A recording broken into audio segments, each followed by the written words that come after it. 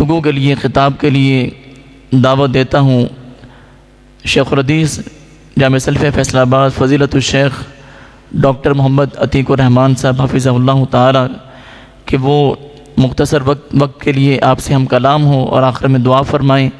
فضیلت الشیخ ڈاکٹر عتیق الرحمن صاحب حفظہ اللہ تعالی۔ السلام علیکم ورحمۃ اللہ وبرکاتہ۔ الحمد للہ رب العالمین والصلاة والسلام علی اشرف الانبیاء والمرسلین وعلى آلہ وصحبہ ومن تبعہم بإحسان إلی یوم الدین۔ اللہم انفعنا بما علمتنا وعلمنا ما ينفعنا وزدنا علما۔ رب اشرح لی صدری ویسر لی امری واحلل عقدۃ من لسانی یفقہوا قولی۔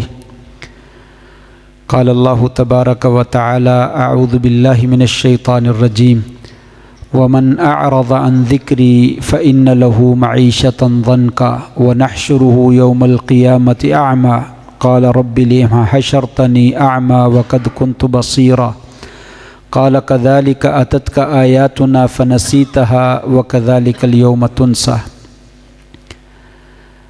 نہایت ہی عزت کے لائق مہمانان گرامی حاجی بشیر صاحب حافظہ اللہ تبارک و تعالی، جناب محترم پرویز خالد صاحب حافظہ اللہ، جناب محترم حکیم عزیز الرحمن صاحب حافظہ اللہ تبارک و تعالی، علماء کرام، مشائخ اعظام، معزز سامعین، عزیز طلبہ، آج نہایت ہی مسرت کی اور خوشی کی اور برکتوں والی یہ محفل ہے جس میں آج ہم شریک ہیں۔ میں ان بچوں کو اور بچوں کے والدین کو اور ان کے اساتذہ کو اور اس مدرسے کی انتظامیہ کو جنہوں نے دامے درمے سخنے اس ادارے کی تعمیر میں، ترقی میں حصہ لیا ہے، ان سب کو تہ دل سے مبارکباد پیش کرتا ہوں۔ اللہ تبارک و تعالی ان کا یہ عمل اپنی دربار میں، اپنے بارگاہ میں جو ہے وہ قبول و منظور فرما لے۔ ان بچوں کو کل قیامت کے دن ان کا سفارشی بنا دے، والدین کے لیے بھی، اساتذہ کے لیے بھی اور انتظامیہ کے لیے بھی۔ یہ بچے بڑے ہی خوش نصیب ہیں جنہوں نے قرآن مجید کو جو ہے وہ یاد کیا ہے۔ دیکھیے، اس دنیا میں دو درجے ہیں۔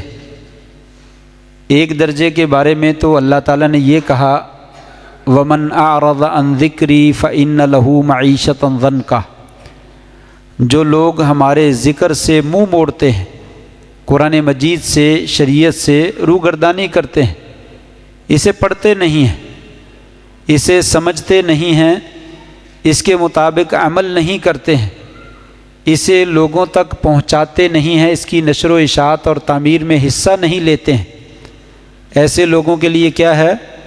ہم دنیا کی زندگی کو تنگ کر دیتے ہیں۔ وَنَحْشُرُهُ يَوْمَ الْقِيَامَةِ أَعْمَىٰ، اور قیامت کے دن ہم انہیں اندھا کر کے اٹھائیں گے۔ قَالَ رَبِّ لِمَ حَشَرْتَنِي أَعْمَىٰ، وہ انسان کہے گا یا اللہ مجھے اندھا کیوں کر دیا ہے؟ وَقَدْ كُنْتُ بَصِيرًا، دنیا میں تو میری دو آنکھیں موجود تھیں، میں بینا تھا۔ تو کہا جائے گا كَذَلِكَ أَتَتْكَ آيَاتُنَا فَنَسِيتَهَا، تیرے پاس ہماری قرآن مجید کی آیات نہیں آئی تھیں، تو نے انہیں پس پش ڈال دیا، انہیں بلا ڈالا۔ وَكَذَلِكَ الْيَوْمَ تُنْسَىٰ، جیسے تو نے ہماری آیات کو پیچھے ڈال دیا، پس پش ڈال دیا، روگردانی کی، جاؤ آج کے دن ہم نے بھی تمہیں بلا ڈالا۔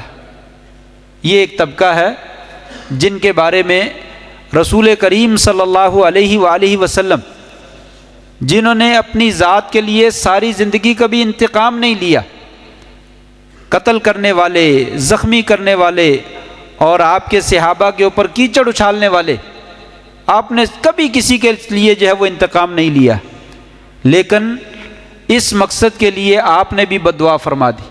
قرآن مجید نے اس کا تذکرہ کیا، وقال الرسول یا ربی ان قوم اتخذوا هذا القرآن مہجورا، یا اللہ میں ان لوگوں کی شکایت لگاتا ہوں جن لوگوں نے قرآن مجید کو ترک کر دیا، چھوڑ دیا، ہاتھ ہی نہیں لگاتے، پڑھتے ہی نہیں، دیکھتے ہی نہیں ہیں، ان کی شکایت نبی کریم صلی اللہ علیہ وآلہ وسلم بھی لگائیں گے۔ آج کتنی دنیا ہے جن کو قرآن مجید پڑھنا نہیں آتا، قرآن مجید جو ہے وہ سمجھنا نہیں آتا، نہ ہی وہ قرآن مجید کو ہاتھ لگاتے ہیں، یقیناً دنیا میں بھی خیر اور سعادت سے محروم ہیں، اور کل قیامت کے دن نبی کریم صلی اللہ علیہ وسلم بھی ان کے خلاف شکایت لگائیں گے، اور اللہ تبارک و تعالیٰ بھی انہیں نعوذ باللہ اندھا کر کے جو ہے وہ اٹھائیں گے۔ اور ایک دوسرا طبقہ ہے جس محفل میں آج ہم شریک ہیں، انشاءاللہ اس طبقے کا شمار اسی میں ہوتا ہے کہ اللہ تبارک و تعالیٰ کی کتاب کو پڑھنے والے، سمجھنے والے، پڑھانے والے، اس کی نشر و اشاعت میں حصہ لینے والے، ان کے لیے کیا ہوگا؟ ان اللہ یرفع بہذا الکتاب اقواما، اللہ کریم اس کتاب کے ذریعے سے بہت سارے لوگوں کو بلندیاں ہی عطا کرتا چلا جاتا ہے، اونچے مقام عطا فرماتا ہے۔ ان میں قرآن پڑھنے والے بھی ہیں، پڑھانے والے بھی ہیں، ان میں قرآن مجید کا انتظام کرنے والے بھی ہیں، اور ایسے ہی لوگوں سے کہا جائے گا قیامت کے دن اقرا ورتقی، قرآن مجید پڑھو اور جنت کی منزلوں کو طے کرتے چلے جاؤ، پڑھتے چلے جاؤ اور جنت کی منزلیں طے کرتے چلے جاؤ۔ فإن منزلتک عند آخر الآیہ التی تقرؤھا، آپ کا مقام اور مرتبہ کہاں پہ ہے؟ جہاں پہ قرآن مجید کی آخری آیت ختم ہوگی۔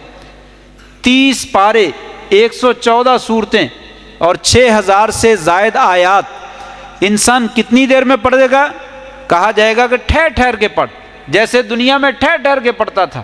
اور کتنا ٹائم لگے گا؟ کہا جب تک تم پڑھتے چلے جاؤ گے تب تک آپ کی منزلیں جو ہے وہ بڑھتی چلی جائیں گی، اور آپ کو اللہ تبارک و تعالیٰ سب سے اونچا جو ہے وہ مقام عطا فرمائے گا۔ گویا کہ قرآن مجید یہ تو سعادت ہی سعادت ہے، آخرت میں تو سعادت ہے ہی ہے، دنیا میں بھی بہت بڑی سعادت ہے۔ اس کا دامن پکڑنے والا دنیا میں کبھی جو ہے رسوا نہیں ہوتا۔ اللہ تعالیٰ دنیا میں اس کو عزتیں ہی عزتیں، بلندیاں ہی بلندیاں، کامیابیاں ہی کامیابیاں، سعادتیں ہی سعادتیں جو ہے وہ عطا فرماتا ہے۔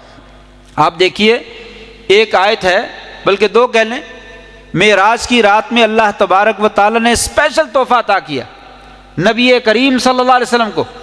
آپ نے فرمایا اعطیت خواتیم سورۃ البقرہ، مجھے سورہ بقرہ کی آخری آیات جو ہے وہ مجھے تحفے میں دی گئی۔ اس کے بارے میں آپ نے فرمایا من قرأ فی لیلۃ کفتاہ، جو آدمی یہ سورہ بقرہ کی آخری 2 آیتیں رات کو پڑھ لیتا ہے، یہ 2 آیتیں اس کے لیے کافی ہو جائیں گی۔ اہل علم سے پوچھا گیا کس چیز سے کافی ہو جائیں گی؟ کسی نے کہا یہ تہجد کی نماز پڑھنے سے کافی ہو جائیں گی، پڑھے گا تو اضافی اجر ملے گا، نہ پڑھے گا تو تب بھی اللہ تعالیٰ آیتیں پڑھنے کی وجہ سے تہجد کا ثواب اس کے نامہ اعمال میں لکھ دے گا۔ کسی نے کہا کفتاہ، رات کو جتنے بھی نیک عمل کرنا چاہتا اس سے کافی ہو جائیں گے۔ اور کسی نے کہا جتنے بھی شرور ہیں، جتنی بھی شیطان کی شرارتیں ہیں، جتنا بھی حسد ہے، ان تمام چیزوں سے اس کو جو ہے وہ محفوظ کر لیا جائے گا، ہر طرح کے حملے سے، شیطانی حملے سے انسان کو جو ہے وہ محفوظ کر لیا جائے گا۔ اور بعض نے کہا یہ سارے معنی مراد، وہ اس کے لیے دنیا و آخرت کی ہر طرح کی خیر کے لیے اس کو کافی ہو جائیں گے، اور ہر طرح کی شر سے بچنے کے لیے کافی ہو جائیں گے۔ تو یہ بڑی عظیم آیتیں ہیں۔ اس طرح کی ایک ایک آیت اپنے اندر کیا کیا چیزیں رکھتی ہے، یہ انسان اس کا تصور نہیں کر سکتا۔ آپ سوچئے تو صحیح، جو آدمی دن رات قرآن مجید پڑھتا ہی چلا جاتا ہے، پڑھتا ہی چلا جاتا ہے، اس کے لیے کتنی خیر اور کتنی برکت حاصل ہوتی ہے، انسان اس دنیا میں رہتے ہوئے اس کا تصور جو ہے وہ نہیں کر سکتا ہے۔ آپ نے فرمایا تھا لوگوں سورہ بقرہ پڑھا کرو، ان اخذھا برکہ، اس کو پڑھنا باعث برکت ہے، وترکھا حسرہ، اس کو چھوڑ دینا باعث حسرت ہے، ولا تستطیع البطل، جادوگروں کے پاس، نظر بد والوں کے پاس، حاسدوں کے پاس، شیطانی شرارتیں کرنے والوں کے پاس اس صورت کا کوئی توڑ نہیں ہے۔ جو لوگ اس صورت کو صحیح طریقے سے پڑھتے ہیں، اللہ تبارک و تعالیٰ اپنی برکتیں ہی برکتیں اس گھر کے اوپر جو ہے وہ نازل کر دیتے ہیں، اور وہ ان تمام شیطانی اعمال سے جو ہے وہ محفوظ ہو جاتے ہیں۔ تو اس لیے قرآن مجید کو پڑھنا یہ بہت بڑی سعادت ہے، اور اس کو پڑھانے کا انتظام کرنا یہ بہت بڑی سعادت ہے۔ اور وہ اساتذہ جو دن رات محنت کر کے اس کو پڑھاتے ہیں، اور وہ والدین جو دنیا کے مادیت پرستی کے دور میں ہر طرف مال ہی مال ہے، اور ہر طرف جو ہے وہ سکول کی تعلیم ہی تعلیم ہے، انگریزی پڑھا لو، فلاں ڈی پی ایس میں داخل کر دو، فلاں سکول میں داخل کر دو، فلاں میں کر دو، ان تمام اداروں سے ہٹا کر اپنے بچوں کو قرآن مجید کی تعلیم دلواتے ہیں۔ یقیناً اس گئے گزرے دور میں بہت بڑی قربانی ہے اور ان کے لیے بہت بڑی سعادت ہے، لہٰذا اپنے بچوں کو اس مشن کے اوپر جو ہے وہ لگائیے۔ یہ بچے اور یہ ہمارا ماحول، یہ ماحول جو ہے دنیا کے ماحول جو کہ ایک جہنم کا ماحول ہے، باہر سکول میں کالج میں کیا کچھ ہوتا ہے کسی سے مخفی نہیں ہے۔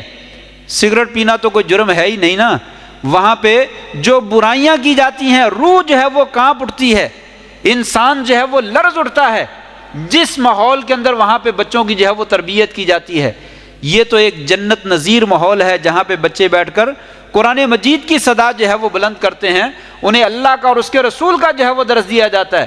یقیناً یہ بہت بڑی سعادت ہے، جتنے لوگوں نے بھی یہ سعادت حاصل کی ہے میں اللہ تعالیٰ سے ان کے لیے دعا گو ہوں، اللہ تبارک و تعالیٰ ان کو دین و دنیا دونوں جہانوں کی سعادتیں اور برکتیں جو ہے وہ نصیب فرمائے اور ان کی محنتوں کو جو ہے وہ قبول فرمائے۔ اللہ تعالیٰ ان کے کاروبار میں بھی، ان کے رزق میں بھی، ان کی اولاد میں بھی اور ان کی زندگیوں میں برکت فرمائے، اور جو لوگ یہ بوٹا لگا کے چلے گئے ہیں اللہ تعالیٰ ان کی قبروں کے اوپر کروڑوں برکتیں اور رحمتیں نازل فرمائے، جنت کے اندر ان کے درجات جو ہے وہ بلند فرمائے، اور اللہ کریم اس قرآن کو اپنے سینے کے ساتھ ہم سب کو جو ہے وہ لگانے کی توفیق نصیب فرما دے۔ وآخر دعوانا ان الحمد للہ رب العالمین۔